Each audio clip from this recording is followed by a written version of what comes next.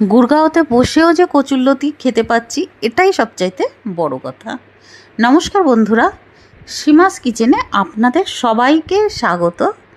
আজকে আমি আপনাদের সঙ্গে শেয়ার করব কচুরলতির একটা ইউনিক রেসিপি। এর জন্য কচুরলতিগুলোকে দেখুন এইভাবে ছুরি দিয়ে চেঁচে নিতে হবে। লতির উপরের পাতলা খোসা এইভাবে চেঁচে বের করতে হবে।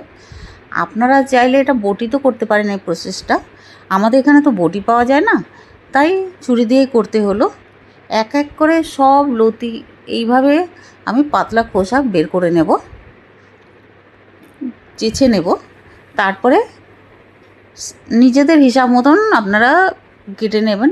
আমি দেখুন এই রকম সাইজ করে কাটছি। সব লতিগুলো কাটা হয়ে গেলে আমি একটা পাত্রে শিফট করে নেব। এবার শিফট করে নেওয়ার পরে 2 থেকে 3 বার ভালো করে জলে ধুতে হবে লতিগুলোকে। এইভাবে ভালো মতন করে করে চটকে নিয়ে ধুতে হবে। ধোয়ার পরে ওই পাত্রেই আমি জল দিয়ে 2 কাপ মতন জল দিয়েছি, দিয়ে সেদ্ধ করতে বসিয়ে দিয়েছি মিডিয়াম ফ্লেমে। যখন 80% মতন সেদ্ধ হয়ে যাবে তখন গ্যাস বন্ধ করে জল ঝরিয়ে নিতে হবে। এবার গ্যাসে একটা প্যান বসিয়েছি। প্যানটা গরম হওয়ার সঙ্গে সঙ্গে 2 টেবিল স্পুন সর্ষের তেল দিতে হবে। তেলটা যেই গরম হয়ে যাবে তখন ছোট চামচের 1 চামচ কালো জিরে দিয়ে দিতে হবে। কালো জিরেটা যখন ফুটতে শুরু করবে, গ্যাস কিন্তু আমাদের এই সময় মিডিয়ামেই আছে। কালো জিরেটা যখন ফুটতে শুরু করবে তখন 2.5 টেবিল স্পুন গার্লিক, রসুন আমি কুটে রেখেছিলাম, পেস্ট বানাইনি, কুটে রেখেছিলাম। 2.5 টেবিল স্পুন রসুন দিয়ে দিয়েছি।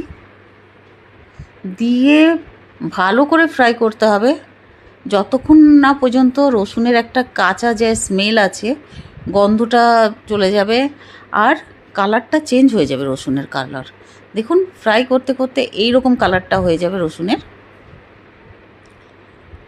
এবার লতিগুলোকে ঢেলে দিতে হবে প্যানে।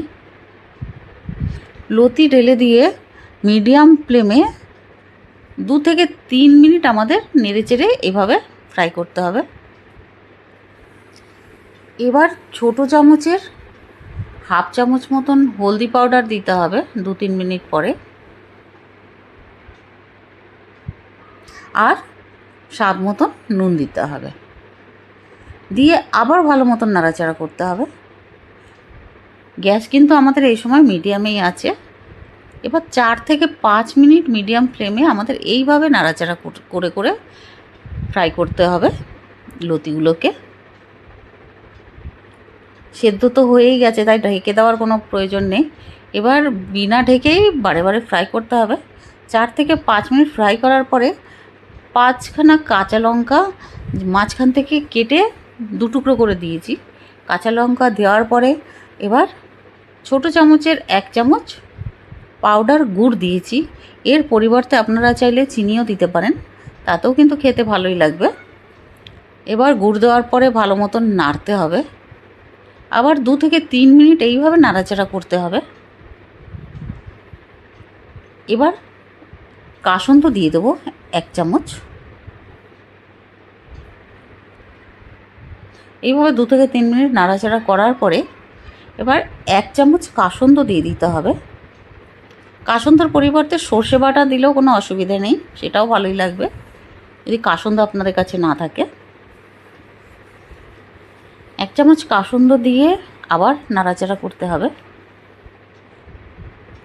এবার 3 থেকে 4 মিনিট আমাদের এইভাবে বারে বারে নাড়াচাড়া করতে হবে। এবার আমি রোস্ট করে রেখেছিলাম, ড্রাই রোস্ট করে রেখেছিলাম তিল, সাদা তিল। ওই সাদা তিল দিয়ে দেবো 2 টেবিল স্পুন। দিয়ে আবার ভালো মতন নাড়াচাড়া করতে হবে 3 থেকে 4 মিনিট। এবার 3 থেকে 4 মিনিট নাড়াচাড়া করার পরে গ্যাসটা আমাদের বন্ধ করে দিতে হবে। আর এই লতিগুলোকে একটা প্লেটে শিফট করে নিতে হবে। এটা খেতে কিন্তু দারুণ লাগে বন্ধুরা, একবার অবশ্যই এইভাবে বানিয়ে দেখবেন। গরম ভাতে তো খুবই সুন্দর লাগে।